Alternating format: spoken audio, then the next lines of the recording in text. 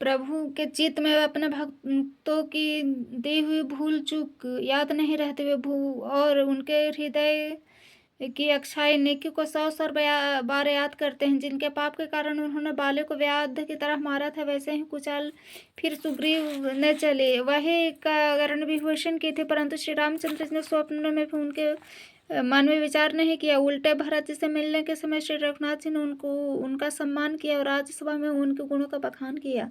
प्रभु रामचंद्र जी तो वृक्ष के नीचे और बंदर टाले पर अर्थात कहाँ मर्यादा पुरुषोत्तम सच्चिदानंद घन परमात्मा श्री राम जी और कहाँ पेड़ों की शाखाओं पर कूदने वाले बंदर, परंतु ऐसे बंदरों की भी उन्होंने अपने समान बना लिया।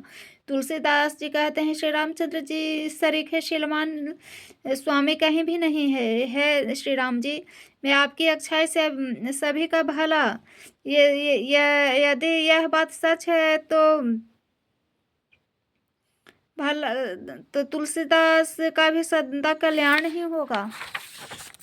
इस प्रकार अपने गुण और दोषों को कहकर सबको फिर सिर नवाकर मैं श्री रघुनाथ जी का निर्मल यश वर्णन करता हूँ, जिसके सुनने से कलियुग के पाप नष्ट हो जाते हैं। मुनि याज्ञवल्क्य जी ने सुहामनी तथा मुनि श्रेष्ठ भरद्वाज जी को सुनाई, तो उस संवाद को मैं बखान कर कहूँगा। सब सज्जन सुख का अनुभव करते हुए उसे सुने।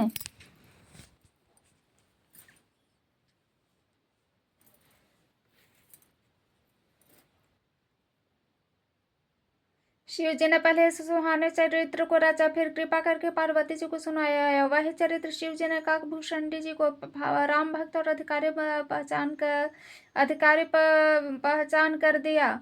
उस काकभूषुंडी जी फिर याज्ञवल्क्य जी ने पाया, उन्होंने फिर उसे भरद्वाज जी को गाकर सुनाया। वे दोनों वक्ता और श्रोता याज्ञवल्क्य और भरद्वाज के समान शीलवान है, समदर्शी है और श्री हरि को लीला को जानते हैं। वे अपने ज्ञान से तीनों लोग को बातों को हथेले पर रखते हुए आंवले के समान जानते हैं, और जो भी सुजान हरि भक्त वे इस चरित्र को नाना प्रकार से कहते, सुनते और समझते हैं। फिर वही कथा मैं वाराह क्षेत्र में अपने गुरु जी से सुनी, परंतु उस समय मैं लड़कपन के कारण बहुत बेसमझ था, इससे उसको उस प्रकार अच्छी तरह समझा नहीं। श्री रामचंद्र जी की गूढ़ कथा को वक्ता और श्रोता दोनों ज्ञान के खजाने होते हैं। मैं कलयुग के पापों से ग्रसा हुआ महामूढ़ जड़ जीव भला उसको कैसे समझ सकता था। तो भी गुरु जी ने जब बार बार कथा कही तब बुद्धि के अनुसार कुछ समझ में आई, वही अब मेरे द्वारा भाषा में रची जाएगी, जिससे मेरे मन को संतोष होगा।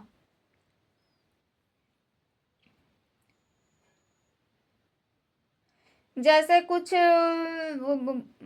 मुझ में बुद्धि और विवेक का बल है, मैं हृदय से हरि को की प्रेरणा से उसे के अनुसार कहूंगा। मैं अपने संदेह अज्ञान और भ्रम को हरने वाले कथा रचता हूँ, जो संसार रूपी नदी के पार करने के लिए नाव है। राम कथा पंडितों को विश्राम देने के लिए, सब मनुष्यों को प्रसन्न करने वाली, कलयुग के पापों को नाश करने वाली राम कथा कलयुग रूपी सांप के लिए मोरनी है, विवेक रूपी अग्नि के प्रकट करने के लिए अरणी अर्थात इस कथा से ज्ञान की प्राप्ति होती है। राम कथा कलयुग में सब मनर्थों को पूर्ण करने वाली कामधेनु गौ है, और सजनों के लिए सुंदर संजीवनी जड़ी। पृथ्वी पर यही अमृत नदी है, जन्म मरण रूपी भय का नाश करने वाली, और भ्रम रूपी मेढकों को खाने के लिए सर्पिणी है। यह राम कथा असुरों की सेना के समान नरकों का नाश करने वाले, साधु रूप देवताओं के कुल का हित करने वाली पार्वती है। यह संत समाज रूपी क्षीर समुद्र के लक्ष्मी जी के समान है। संपूर्ण विश्व का भार उठाने में अचल पृथ्वी के समान है। यमदूतों के मुख पर कालिख लगाने के लिए यह जगत में यमुना जी के समान है। जीवों को मुक्ति देने के लिए मानो काशी है। यह श्री रामचंद्र जी को पवित्र तुलसी के समान प्रिय है, और तुलसीदास के लिए तुलसी के समान तुलसी जी के माता के समान हृदय से हित करने वाली है। यह कथा यह राम कथा शिव जी को नर्मदा जी के समान प्यारी है। यह सब सिद्धियों तथा सुख संपत्ति की राशि है। सतुगुण रूपी देवताओं के उत्पन्न और पालन पोषण करने के लिए माता अदिति के समान है।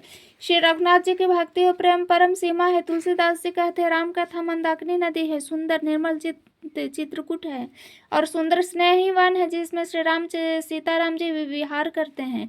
श्री रामचंद्र जी का चरित्र सुंदर चिंतामणि है, संतों की सुबुद्धि स्त्री का सुंदर श्रृंगार है। और श्री रामचंद्र जी के गुण समूह जगत का कल्याण करने वाले और मुक्ति धन धर्म और परम धाम को देने वाले हैं।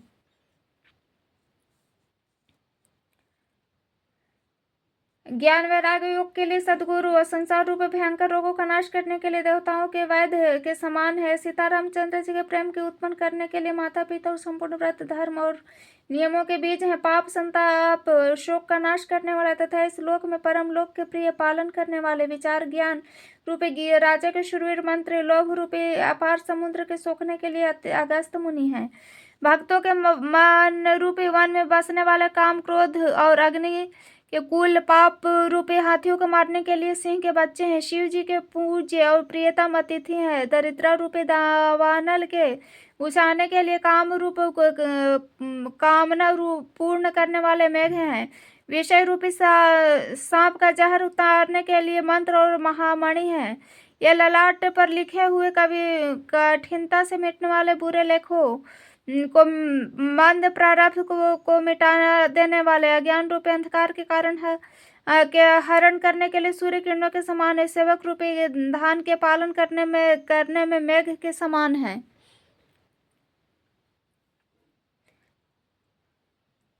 मनवांछित वस्तु देने में श्रेष्ठ कल्प वृक्ष के समान, सेवा करने में श्रीहरि के समान, सुलभ और सुख देने वाले में सुख रूपे शरद ऋतु के मन रूपे आकाश को सुशोभित करने के लिए तारागण के समान श्री रामचंद्र जी के भक्त के जो जीवन धन ही है, संपूर्ण पुण्यों के फल महान भोगों के समान और जगत का छल रहित अर्थात हित करने में साधु संतों के समान, सेवकों के मन रूपे मान सरोवर के लिए हंस के समान, पवित्र करने में गंगा जी की तरल मालाओं के समान, श्री रामचंद्र जी के गुणों के समूह कुमार्ग कुतर्क कुचाल कलियुग के कपट दम्भ और पाखंड के जलाने के लिए वैसे हैं जैसे ईंधन के प्रचंड अग्नि। रामचरित्र पूर्णिमा के चंद्रमा की भांति किरणों के समान सभी को सुख देने वाले, परंतु सज्जन रूपी कुमुदनी और चकोर की जीत के लिए जो विशेष हितकारी और महान लाभदायक है। जिस प्रकार पार्वती जी ने शिव जी से प्रश्न किया, जिस प्रकार शिव जी ने विस्तार से उसका उत्तर दिया, वह सब कारण मैं विचित्र कथा की रचना करके गाकर कहूँगा। जिससे यह कथा पहले न सुनी हो वह इसे सुनकर आश्चर्य न करे। जो अज्ञान इस विचित्र कथा को सुनते हैं वे जानकर आश्चर्य नहीं करते। संसार में राम कथा की कोई सीमा नहीं है, राम कथा अनंत। उनके मन में ऐसा विचार रहता है नाना प्रकार के श्री रामचंद्र जी के अवतार हुए हैं और 100 करोड़ तक अपार रामायण है। कल्प भेद के अनुसार श्रीहरि के सुंदर चरित्रों में मुनीश्वरों ने अनेकों प्रकार से गाया। हृदय में ऐसा विचार करके संदेह न कीजिए और आदर सहित प्रेम से इस कथा को सुनिए। श्री रामचंद्र जी अनंत है, उनके गुण भी अनंत है, उनकी कथाओं का विस्तार भी असीम है। तो जिसके विचार निर्मल है इस कथा को सुनकर आश्चर्य नहीं मानेंगे।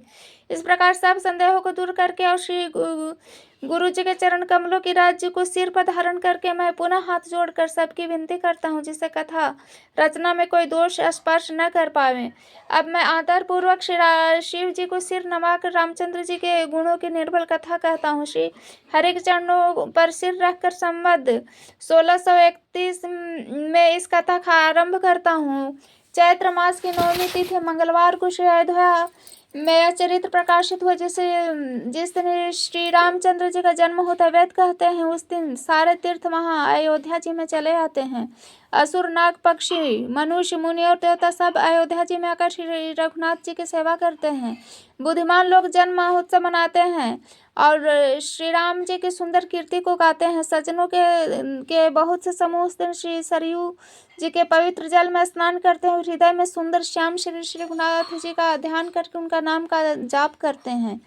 वेद पुराण कहते हैं श्री सरयू जी का दर्शन स्पर्श स्नान जलपान पापों को हरता है। यह नदी बड़ी पवित्र है, इसकी महिमा अनंत है। से विपुल बुद्धि वाली सरस्वती जी भी नहीं कह सकती। यह शोभायान अयोध्या रूपी श्री रामचंद्र जी के परम धाम देने वाले सब लोगों में प्रसिद्ध और अत्यंत पवित्र है। जगत में अंडज त्वेतज उद्भिज जरायुज चार खाने प्रकार के अनंत जीव है। इसमें जो कोई भी अयोध्या जी में शरीर छोड़ते हुए फिर संसार में नहीं आते। जन्म इस अयोध्यापुरी को सब प्रकार से मनोहर और सिद्धियों को देने वाले कल्याण की खान समझकर मैं इस निर्मल कथा का आरंभ किया, जिसके सुनने से का मद और दंभ नष्ट हो जाते हैं। इसका नाम रामचरितमानस है। जिसके कानों से सुनते हैं ये शांति मिलते हैं। मन रूपी हाथी विषम कुरूपी दावानल में जल रहा है, वह यदि इस रामचरितमानस में के रूपी सरोवर में आ पड़े तो सुखी हो जाए। यह रामचरितमानस मुनियों का प्रिय है। इस सुहाने और पवित्र मानस की शिव जी ने रचना की है। यह तीनों प्रकार के दोषों, दुखों और दरिद्रता को तथा कलियुग के कुचालों सब पापों को नाश करने वाले श्री महादेव जी ने इसको रच कर अपने मन में रखा था। सुअवसर पाकर पार्वती जी ने कहा, इससे शिव जी ने इसे को अपने हृदय में देखकर प्रसन्न होकर इसका सुंदर रामचरितमानस नाम रखा। मैं उसी सुख देने वाले सुहावनी राम कथा को कहता हूँ। यह सज्जनों आदर पूर्वक मन लगाकर इसे सुनिए। यह रामचरितमानस ऐसा है कि जिस प्रकार बना है जिस हेतु में जगत में का प्रचार हुआ है, अब वही इस कथा में श्री उमा महेश्वर का स्मरण करके कहता हूँ। श्री शिव जी की कृपा से उस हृदय में सुंदर बुद्धि का विकास हुआ, जिससे तुलसीदास श्री रामचंद्र जी का कवि हुआ। अपने बुद्धि के अनुसार इसे मनोहर ही बनाता है, किंतु फिर भी है सज्जनों सुंदर चित्त से इसे आप सुधार लीजिए। सुंदर सात्विक बुद्धि भूमि है, हृदय ही उसमें गहरा स्थान है। वेद पुराण समुद्र है और साधु संत मेघ हैं। वे श्री रामचंद्र जी के सुयश रूपी सुंदर मधुर मनोहर और मंगलकारी जल की वर्षा करते हैं। सगुण लीला कर जो विस्तार से वर्णन करते हैं, वही राम सुयश रूपे जल की निर्मलता है जो मल का नाश करती है। जिस प्रेमा भक्ति का वर्णन नहीं किया जा सकता, वही इस जल की मधुरता और सुंदरता शीतलता है। वह जल सत्कर्म रूपी धान के लिए हितकर है। श्री राम जी के भक्तों का तो जीवन ही है। वह पवित्र जल बुद्धि रूपी पृथ्वी पर गिरा, सिमट कर सुहावने का रूपी मार्ग से चला गया। मानस रूपी श्रेष्ठ स्थान में भरकर वही स्थिर हो गया। वही पुराना होकर सुंदर रुचिकर शीतल सुखदायी हो गया। इस कथा में बुद्धि से विचार कर जो चार अत्यंत सुंदर उत्तम संवाद भूषुंडी गरुड़, शिव, पार्वती, याज्ञवल्क्य, भरद्वाज और तुलसीदास और संत रचे वह इस पवित्र सुंदर सरोवर के चार मनोहर घाट है। 7 कांड इस मानस सरोवर की सुंदर 7 पीढ़ियां, जिसको ज्ञान रूपी नेत्रों से देखते हैं मन प्रसन्न हो जाता है। श्री रघुनाथ जी निर्गुण प्राकृतिक गुणों से अतीत और निर्बाध एक रस महिमा का जो वर्णन किया जा सकता वह सुंदर जल की अथाह गहराई। श्री रामचंद्र जी से श्री सीता जी का यश अमृत के समान जल है, जिससे में जो उपमाएं दी गए हैं वही तरंगों का मनोहर विलास है। सुंदर चौपाइयां ही इस गहनी फैली हुई पुरैन कमलिनी है और कविता की युक्तियां सुंदर मणि उत्पन्न करने वाली सुहावनी सीपियां हैं।